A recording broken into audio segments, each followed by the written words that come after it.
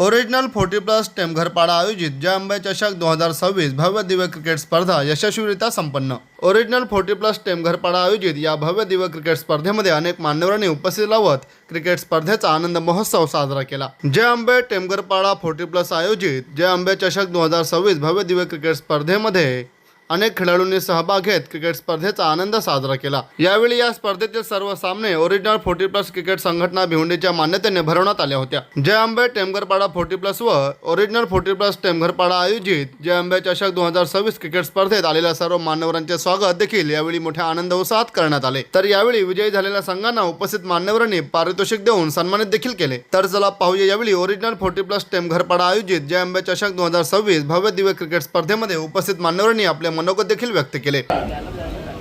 तसेच या क्रिकेट दरम्यान सर्व अंपायर्स आणि आमचा भिवंडीकर तसे सर्व खेळाडूंचे अभिनंदन।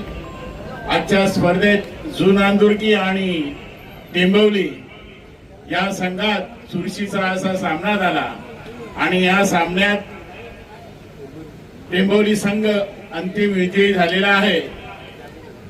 त्यांचे मनपूर्वक अभिनंदन आणि जुनांदुर्की या संघास मी पुढच्या वर्षीसाठी शुभेच्छा देतो। आपण सराव चांगला करा आणि पुढच्या वर्षीचा चषक आपण जिंकावा अशी अपेक्षा करतो। आजच्या ह्या जय अंबे चषकात ज्यांनी ज्यांनी योगदान दिले, ज्यांनी ज्यांनी सहकार्य केले, असे सर्व सहकार्यांचं जय अंबे चषक यांच्यातर्फे त्यांचं अभिनंदन।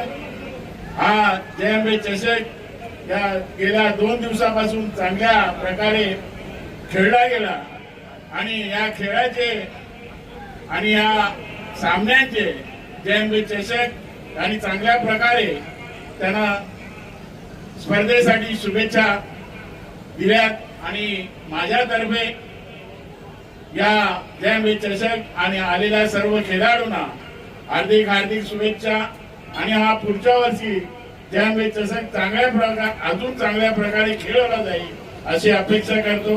जय हिंद, जय महाराष्ट्र।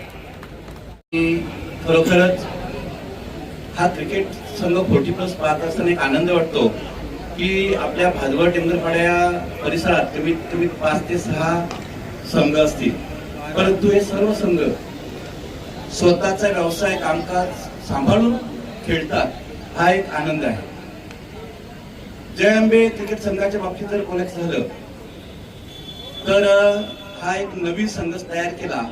पंडित भोईर आणि रणजित नाईक हे पूर्वी क्रिकेट खेळायचे 40+ मध्ये, त्यांचा क्रिकेट थांबला होता, परंतु त्यांनी पुन्हा एकदा या क्रिकेट संघ याच्यामध्ये सहभाग घेऊन मुलांना प्रोत्साहित केलं आणि त्या 40+ संघाला एक चांगली संजीवनी दिली आणि या ठिकाणी आज त्यांच्या मेहनतीला फळ आलं आणि चांगल्या प्रकारे या स्पर्धा आज या ठिकाणी पूर्ण झाली। 2-4 दिवसापूर्वी गावदेवी क्रिकेट संघ सुधाकर म्हात्रे आणि शरद म्हात्रे यांनी सुद्धा इथे स्पर्धा ह्याच संघांच्या आयोजित केल्या होत्या।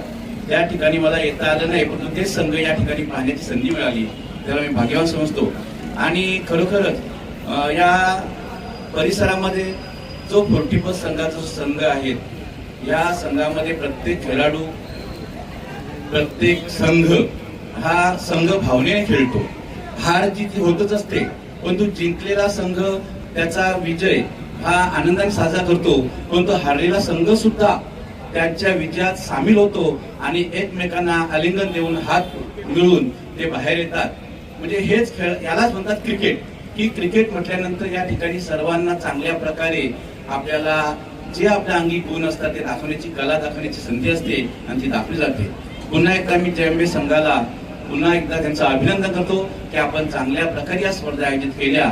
अशा स्पर्धा आपण सतत पुन्हा आयोजित करा आणि खेळाडूंना प्रोत्साहन द्यायला अशी अपेक्षा करतो।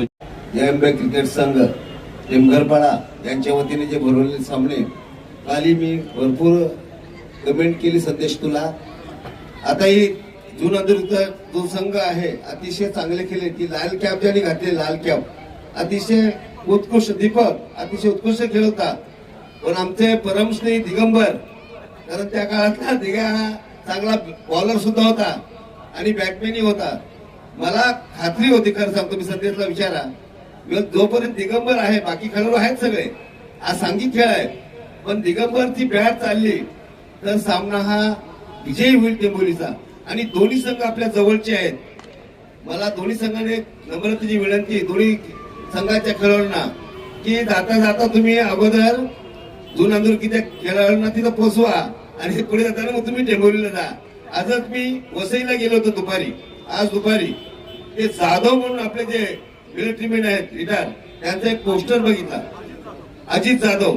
त्यांनी भारताच्या सीमेवर जाऊन संरक्षण केलं. त्यांना एकदा सल्यूट मारतो. जय हिंद, जय महाराष्ट्र. कदाचित कोणाचा जर सत्कार राहिला असेल तर शब्द समानाने समजून घ्या. कोणाचा राहिला असेल तर मी दिलगिरी व्यक्त करतो. ही स्पर्धा आम्ही फार कमी वेळात खूप मेहनत करून आजपर्यंत सक्सेस झालेली आहे. सर्वांचे खूप खूप अभिनंदन, सर्वांचे आभार. आमचे सर्व खेळाडूचे टीम क्रिकेटचा कमी छंद असल्यामुळे थोडासा त्रास झाला, पण त्यांनी त्याची जिद्द करून हा पूर्ण सामन्याचा जो 2 दिवसाचा जो उत्सव होता तो अतिशय योग्य तऱ्हेने त्यांनी पार पाडले. मनापासून खूप खूप आमचे सर्व खेळाडूंचे खूप खूप धन्यवाद. सर्वांचे आभार. कोणाचे सत्कार आले तर मी परत दिलगिरी व्यक्त करतो. धन्यवाद.